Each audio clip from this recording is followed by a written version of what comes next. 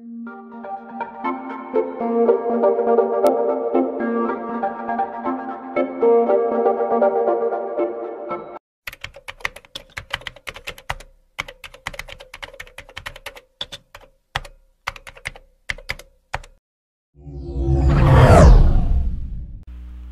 ang hawak ni Christina sa stick ng hotdog habang nanlalaki ang mga mata sa pagkabigla.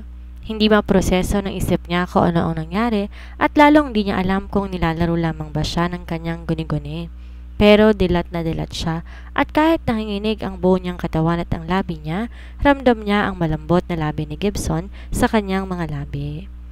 Nang alisin nito ang labi sa kanya at marang haplusin iyon, bahagyang napaawang ang kanyang bibig. Lagay na kinangiti ni Gibson. I have been longing to kiss these lips for quite some time now. Sa sinabing yun ni Gibson, lalo pang nanlaki ang mga mata ni Christina buhat sa pagkakatitig dito. Mabilis niyang pinaling ang ulo upang iwasan ang mga mata nito at marahil upang itago na rin ang nararamdaman niyang hiya.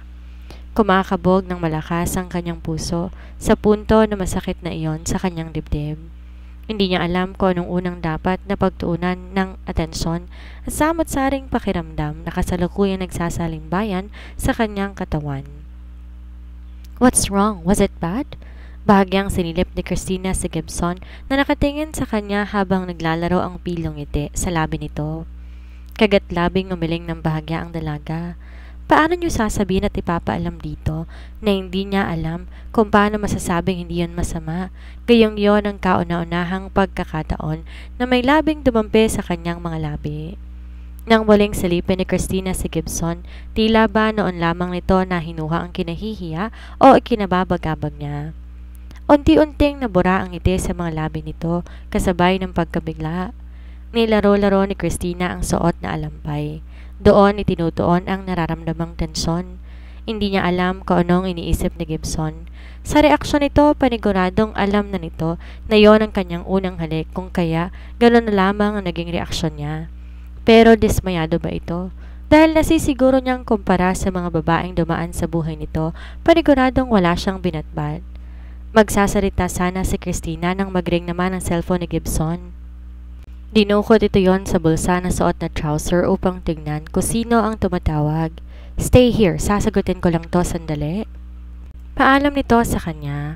Di na siya nito hinintay na sumagot sa halip, naglakad na ito palayo sa kanya.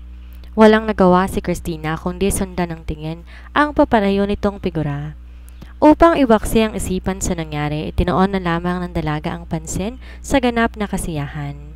Malakas ang apoy na nagmumula sa bonfire habang may mga bakasyonista naman na nakaupo sa paligid noon. Samantalang ang iba ay malilikot na sumasabay na tugtugin. Nanatili si Christina kung saan siya iniwan ni Gibson habang pinagsasawa ang mga mata sa ganda ng paligid kahit maingay na mga oras na yon.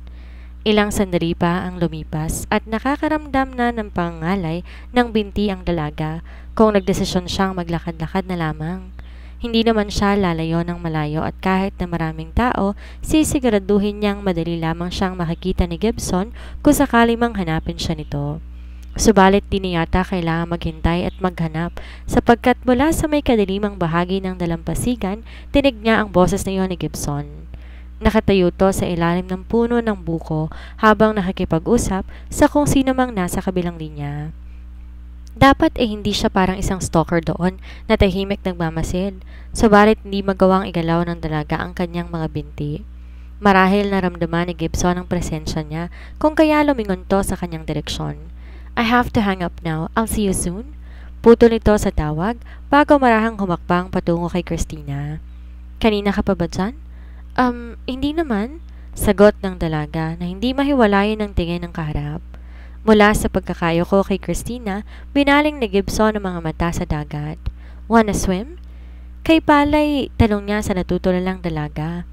Gaya ng inaasahan na tigilan to at mabilis na umiling. Why not? The water is not that cold. Hindi kasi ako... Nahigit ni Christina ang hininga nang hablutin ni Gibson ang kanyang kamay at akayin patungo sa dalampasigan.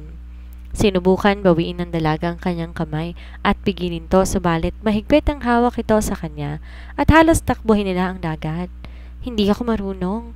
Palahaw niya na ilang hakbang na lamang ang layo nila sa tubig. Worry not, I can still swim with this leg.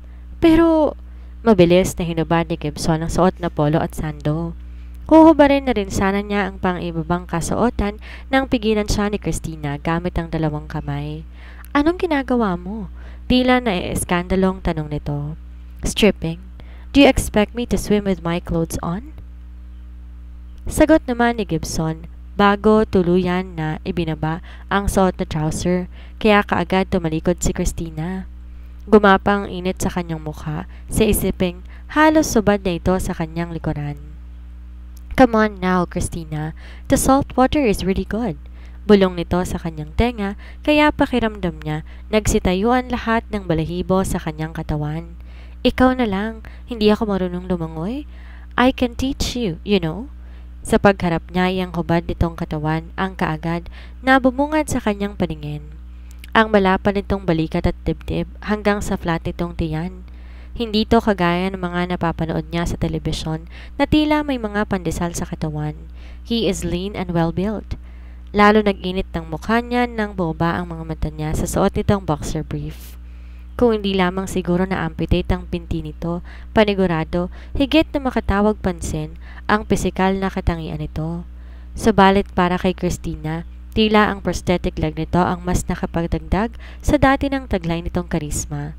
O baka nga naman bias lamang siya.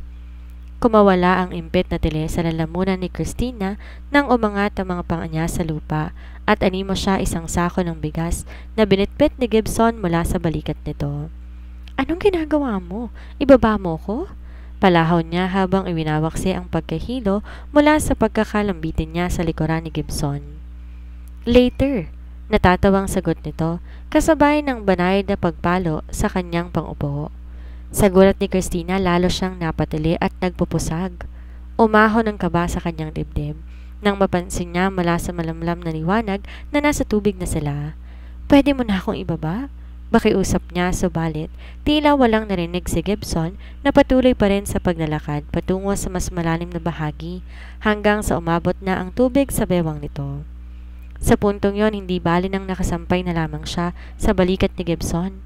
Huwag mo kong ibababa. Nahihintakutan niyang sabi na sinagot lamang ng pagpalatak nito. Ano ba talaga? Tila natutuwa pa nitong tanong. Mariing ipinaglapat ni Christina ang labi. He find it amusing while she is really scared. Hindi ako nagbibiro, Gibson. Umahon na tayo. Kung gusto mo, ikaw na lamang mag-swimming. Hindi niya na maitago ang panik at ang nararamdamang inis. Subalit sa halip na maalarma ay parang natawa pa ito sa kanya. You being mad is kinda hot? Tukso pa nito sa kanya. Kiniyom ni Christina ang kamay at handa na nga sanang muling kastiguhin ang lalaking tuwang-tuwa sa panunokso sa kanya at sa kawalan niya ng kaalaman sa paglangoy. Hold on tight, Tin. Bago pa mahinuha ng dalaga ang sinabi nito, naramdaman na lamang niya ang pagbueno ni Gibson at pagdive nito na hindi siya binibitawan. Hindi na nakuha pang humugot ng hangin ni Christina. Marahas siyang napasingap nang tumama sa kanyang balat ang malamig na tubig at tila isang tabo yata noon ang nainom niya nang tuluyan silang bumulusok pa ilalim. Bagaman nakakapit siya sa katawan ni Gibson at nakapulupot ang mga braso nito sa kanya ay hindi yung naging sapat upang hindi makaramdam ng panik ang dalaga. Kung di siya kaagad iniahon nito ay malamang na puro tubig alat na ang laman ng kanyang tiyan. Masakit ang lalamunan sa mata niya, tila ba pinapanawan siya ng hininga anumang oras sa sobrang bilis ng tibok ng puso niya. Masamang-masama ang loob niya, pero sa takot hindi niya magawang kumawala sa pagkakaya po sa katawan ni Gibson, kung kaya nagkasya na lamang siya na manahimik. Hey! Tawag pansin ni Gibson kay Christina na nakapaling ang ulo. He must be out of his mind for pulling that kind of trick. He knew she's scared but he can't hold himself for teasing her. He tried to unhook her arms around his neck, but she kept them on hold, clinging for dear life. Christina? Muling agaw pansin niya sa dalaga, pero halos mabali na ang leg nito. Wag lamang magtagpo ang mga mukha nila. Marahang napabuntong hininga si Gibson. Well, he cannot blame her for being mad, but she is too cute that he can't contain himself for grinning and being a jerk. I will drop you if you did not look at me, Tin. Banta niya dito at gaya nga ng inaasahan, mabilis na humarap sa kanya ang dalaga na puno ng takot ang mga mata. He unintentionally smiled when he saw the flicker of anger and annoyance through her eyes. What's gotten into him?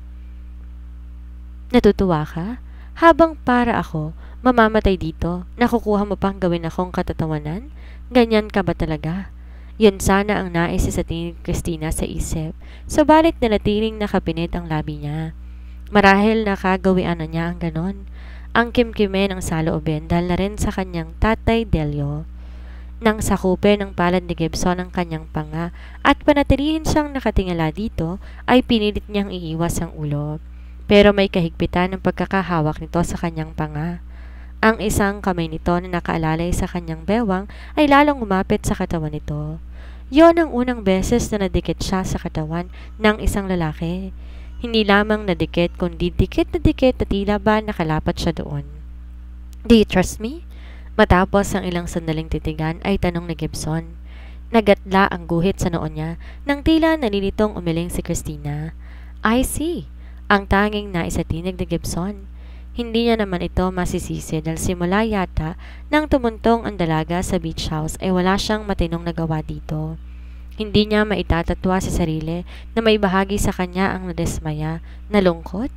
Mabait siyang napangiti. Igigiya na sana niya si Christina patungo sa mababaw na bahagi nang maramdaman niya ang bahagyang pagdiin ng kapit ito sa kanyang balikat. Aahon na sayo. I'm sorry if I scared you. Don't worry. I won't do this kind of lame play with you. Paliwanag niya sa pag-aakalang inalihan na naman ito ng takot. Pero nagulat pa siya na isubsob nito ang mukha sa kanyang dibdib at magsalita. Subalit hindi niya yon naintindihan. Did you say something? Tanong niya. At nang muling ulitin ni Christina ang sinabi, napatitig pa siya dito bago tumaas ang sulok ng kanyang labi. Gusto kita. Mainit na mainit ang buong mukha ni Christina sa nadaramang hiya. Pakiramdam niya ng lalaki ang ulo niya. Hindi niya alam kung ano nga ba ang pumasok sa utak niya at naibulalas niya iyon. Kanina lamang mas nangingibabaw ang inis niya para kay Gibson, pero para yung naglahong parang bula na makita niya ang reaksyon nito sa sagot niya. Ang totoo, malaki ang tiwala niya kay Gibson, kaya nga siya walang pagdadalawang isip na sumama dito. Hindi niya namalay na unti-unti o baka nga para tong snatcher na kaagad nakakuha sa kanya ang kanyang puso. Hindi niya na kayang itanggi pa. Gusto niya ang binata. Gusto niya si Gibson. Kumakabog ang puso niya sa pinagsamang hiya at takot. Hindi niya nakikita ang itsura ni Gibson dahil kulang na lamang ibaon niya ang mukha sa dibdib nito. Natatakot din siyang tumingin dito. He must have been laughing at her. What kind of a fool she must be for uttering such nonsense. She is his mate. She is a nobody. Mariin niyang kinagat ang ibabang labi. Bakit ba kasi nasabi-sabi niya yon? Hindi lamang kahihiyan sa puso niya ang ibinandera niya dito. Nanganganib na rin ang trabaho niya. Look at me, he said as gentle as he can. But Christina buried her face more. Christina! Muling tawag niya dito. May diin, may pagbabanta. Nang muli niyang subukan itingala ito sa kanya, naging mapagparaya na ang dalaga. Hindi ito makatingin ng diretso sa kanya. Say it again. Malumanay niyang utos dito. Ramdam niya ang paninigas ng katawan ni Christina at kita niya ang paulit-ulit na pagkagat nito sa labi. Say it, he urged her, pulling her closer to him. His eyes scanned her face. She drunkenly stared at him and licked her trembling lips. Gusto kita. Gusto kita. Nanlaki ang mga mata ni Christina nang walang babalang lumapat ang labi nito sa kanya. Gumapang kilabot sa kanyang katawan, tila namanhid ang bawat himaymay noon. Lalong nanigas ang katawan niya nang gumalaw ang mga labi ni Gibson at tila nakakita ng pagkain doon. Titig na titig siya kay Gibson at ganon din to sa kanya. Yon ang pangalawang beses na hinalikan siya nito, subalit hindi pa rin nakasunod ang isip niya sa nangyayari. Close your eyes, Tin. And she did. His lips gently pressed on her lips. That this time she felt it. It is like a secret conversation that they gladly convey for each other. Gibson is a patient teacher. He did not force himself to get what he can get. He waited for her to respond on her own accord and guide her through it instead. And when she did, parted her lips and slowly nipped his, he smiled contentedly. Cold? Tanong ni Gibson habang hawak-hawak ang kamay ni Christina. Kasalukuyan silang naglalakad pabalik sa beach house. Di na nila magawang makabalik sa bonfire party, sa halip ginugol niyang oras upang harutin ang dalaga. Sinubukan niya tong turuang lumangoy, subalit hindi niya yata para dito ang paglangoy. Medyo, sagot ni Christina na bahagyang nakabawi na sa kabiglaanan sa mga pangyayari. Binaba niya ang tingin sa kanyang mga paa na walang sapin habang bitbit niya sa kaliwang kamay ang basa niyang damit. Nang muling maalala kung bakit ang suot na polo na lamang ni Gibson ang suot niya, ay muli siyang pinamulahan. Nang magpresenta si Gibson na turuan siya ng basic swimming, ay pinahuban nito sa kanya ang suot na damit. Hindi raw yon appropriate at magiging hadlang lamang. Noong una ayaw pa ng dalaga, pero nang takutin siya nito napilitan siyang hubarin iyon. Sinubukan niyang matuto sa mga itinuturo ni Gibson, gaya na lamang ng floating, pero ilang litro na yata ng tubig alat ang nainom niya, hindi niya iyon makuha-kuha. Hanggang ang sang swimming lesson, mauwi sa panghaharot nito sa kanya. Pagdating nila sa beach house, kagad dumiretso si Christina sa kanyang silid upang makapagpalit ng damit. Matapos makaligo, tumaas ang kanyang tingin sa orasan. Nagulat pa siya na makitang halos hating gabi na. Di niya namalayan ng oras kasama si Gibson.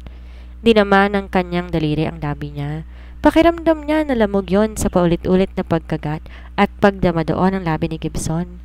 Medyo masakit yon pero masarap sa pakiramdam. Marahas na napailing si Christina sa tinatakbo ng kanyang imahinasyon. Pero ang higit umagaw sa atensyon niya ay ang pagtawag ni Gibson sa kanyang pangalan. Ilang beses siya nitong tinawag na Tin. Ito ang una nagbigay sa kanya ng nickname dahil ang lahat ay tinatawag siya sa kung ano man ang pangalan niya. Tulog na kaya siya? Tanong niya sa isip. Nakaupo siya sa dulong bahagi ng kanyang higaan at mukhang hindi pa siya dalawin ng antok. Pagbuntong hininga, inihiga niya ang kalahati ng katawan para lamang muling mapabangon nang magulantang siya sa malakas na tunog mula sa kanyang cellphone. Kinurap-kurap niya ang mga mata sa pag-aakalang baka nilalaro lamang siya ng imahinasyon nang damputin niya iyon at mabasa ang caller.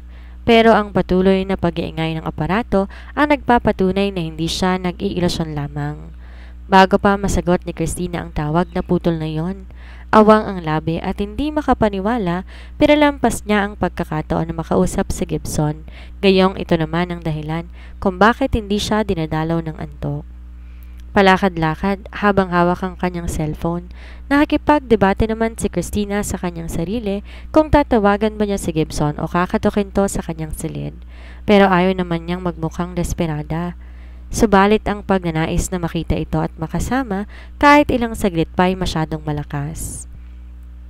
Mula sa pag-iisip na maaaring gawing alibay, oras na tawagan niya ito ay muli siyang nabulabog sa pagre-ring naman ng telepono.